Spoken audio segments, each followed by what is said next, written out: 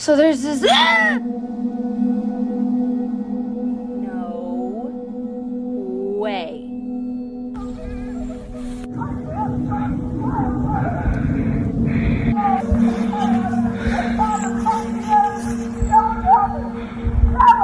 Ashley.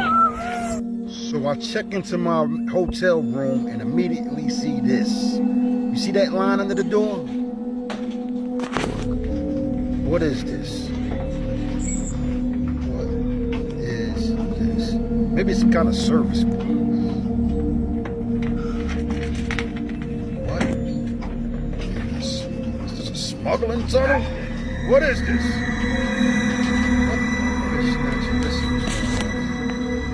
This is crazy. This is a hotel. Let's stick it all the way in.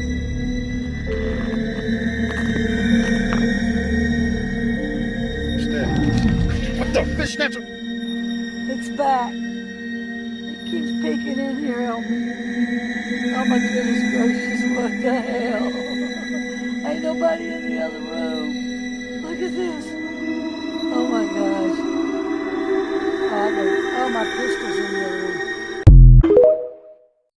Like, that is the weirdest thing. Keep driving. Is it a drone?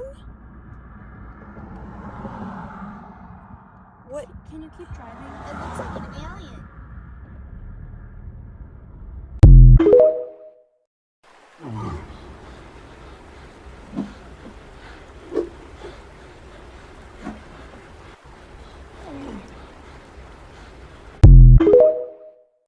What people saw in this picture is what led them to believe that ghosts are real.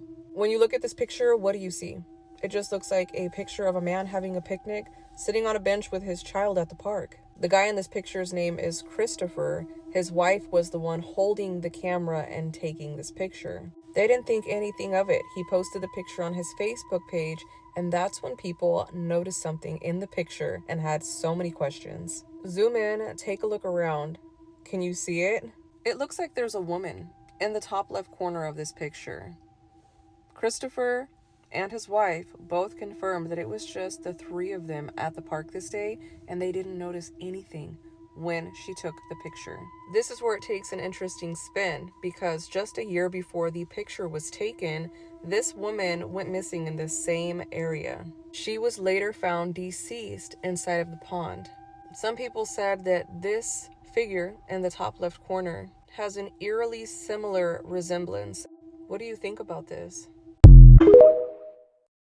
This is a true story. 4 divers finished their dive underwater, but when they returned to the boat, they realized one person was missing. They quickly called for help. However, when the rescue team found the missing diver, they made a chilling discovery. A knife was lodged in his chest. How could someone disappear underwater and end up stabbed? This incident took place on the night of September 10th, 2002 in Croatia. 5 people had decided to go diving together for fun. Someone mentioned an underwater cave, but one of them refused, saying it was too dangerous. At around 9 p.m., the other 4 put on their diving gear and entered the sea. They soon found the cave entrance. The cave was divided into 4 sections. The entrance, known as the chimney, due to its shape, a complex area called the passage, the deep cave below, and another shallow section. As they descended, they realized the cave was much larger and deeper than they had expected. Midway down, they decided to abandon the exploration, realizing their equipment was unsuitable for such a deep dive. They exchanged hand signals and returned the way they came.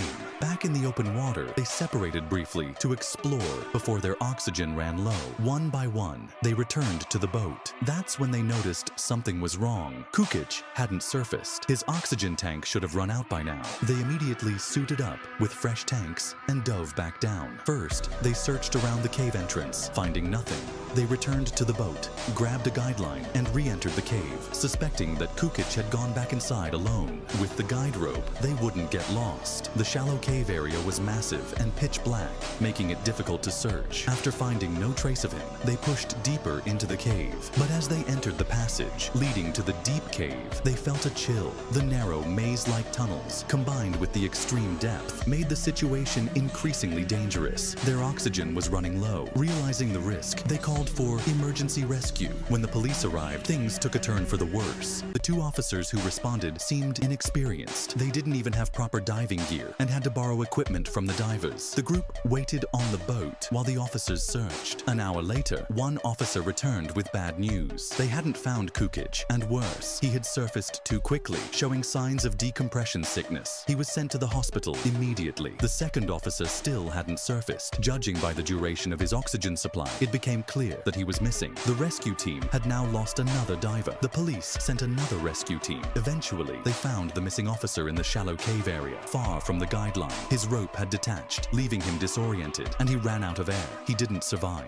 Then, they finally found Kukic. His body was in the deepest part of the cave, but the most shocking detail? A knife was embedded in his chest. The police immediately arrested the 4 divers who had been with him. Each was interrogated separately and given a lie detector test. 2 of them showed abnormal nervous reactions when asked certain questions, but a polygraph alone isn't proof of guilt. Investigators then analyzed the dive recorders, which track real-time depth data. The data revealed that Kukic had continued diving deeper after his friends surfaced. At 40 meters, he slowed down, searching for the path to the deep cave. He reached the deepest section, but then something strange happened. At 35 meters, he stayed completely still for half an hour. His movements suggested he was disoriented, unable to find his way out. Finally, after 10 more minutes at 40 meters, his movement pattern changed. He descended in a straight, uncontrolled motion. His data was drastically different from his friends. They had surfaced together. This ruled them out as suspects. What about the person who stayed on the boat? He had no dive recorder data, but an investigation found no signs of equipment use. Without a proper dive setup, it would have been impossible for him to dive deep enough to reach Kukic.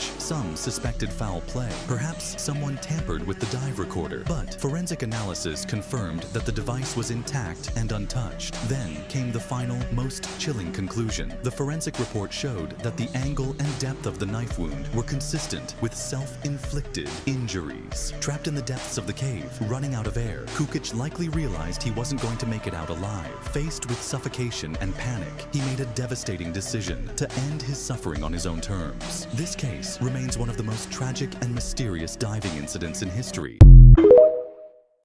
In 1930, Robert Johnson was walking late at night when he hit a crossroad. At the center of the crossroads, the devil appeared. The devil called him over and asked him if he wanted to be the best in the world at playing guitar. Robert Johnson said yes, and the devil took his guitar, tuned it, and played a song, and gave it back to Robert Johnson.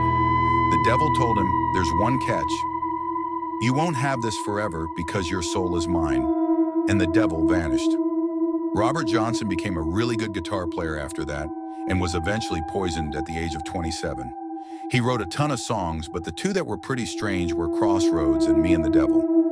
Some think the devil came back to collect Robert Johnson's soul. Others think it's just a coincidence. Oddly enough, he is one of the first to join the 27 Club.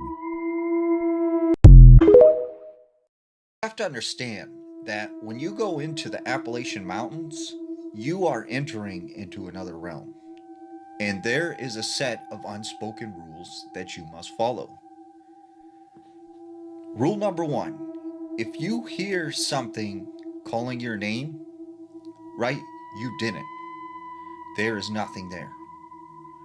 And you should not respond. Do not say hello. Do not say, who is it? Just run away. Because something is trying to gain permission. And by you acknowledging it, you are allowing it to come after you. If you hear screams in the mountains, right?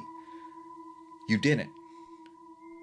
And do not go towards the direction of the screams to try and help. Because once again, something is trying to lure you. If you see people, you don't. If you hear crying, you're not hearing it. Do not respond to this at all because you are giving permission to whatever is in those woods to come after you. Now, if you are to go camping in the Appalachian Mountains, right, you have to remember, at night, you must keep a fire going at all times. And it's not for warmth, it's not for cooking, it's to keep you safe. And if you are going to camp in a tent, make sure when you go into that tent, it is sealed up. There are no holes, there are no cracks. And if you hear any kind of screaming, yelling, or anyone calling your name, do not respond. Do not go to sleep. And if something wakes you up, stay alert, and once again, do not respond. Now, it's very important when you are walking through the Appalachian Mountains, if you come across a deer carcass, do not touch it, do not stare at it, walk away, ignore it, because this is something, once again, trying to lure you into the woods. Now, if it comes to the point that something is chasing you and it gets you and there is no escape, fight as hard as you can, whether it's a person, an animal. If it's something else though, and you know what I'm talking about, well, you just let it get you, right? Because at that point, there's nothing you can do. And there's an old saying, you go into the Appalachian Mountains with 2 bullets, right? You fire the first one at something that isn't a person, that isn't an animal. And if it doesn't run away, you know what to do with the second one.